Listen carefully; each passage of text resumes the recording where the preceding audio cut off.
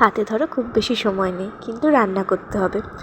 তো সেই সব দিনগুলোতে তোমরা যদি এই পনিরের রেসিপিটা ট্রাই করো, তাহলে কিন্তু যেমন কম টাইমে হয়ে যাবে, আর খেতেও কিন্তু খুব ভালো হবে।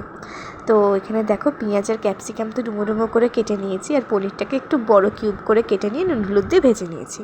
তারপরে কিন্তু সর্ষের তেলে আমি পেঁয়াজ আর ক্যাপসিকামটাকে একটু হালকা করে ভেজে নিয়ে ওখানে যে কাজু আর মগজ ভিজিয়ে রেখেছিলাম সেই পেস্টটা করে আমি দিয়ে দিলাম। তারপরে নুন, লঙ্কার গুঁড়ো, একটুখানি গোলমরিচের গুঁড়ো, মিষ্টি সমস্ত কিছু দিয়ে, আর এখানে আমি কিন্তু ইউজ করেছিলাম সবজি মশলা। তো খুব বেশি পরিমাণ দিইনি, হাফ টিস্পুন মতো দিয়েছিলাম। তো দিয়ে ভালো করে কষিয়ে নিয়ে জল দিয়ে একটুখানি ফুটিয়ে নিয়েছি। তো দেখো প্রায় হয়ে এসছে। এবার ওপর থেকে কিন্তু দেব 1 চামচ ঘি আর একটু গরম মশলা। তো তাহলে কিন্তু পনিরটা আমাদের রেডি হয়ে যাবে।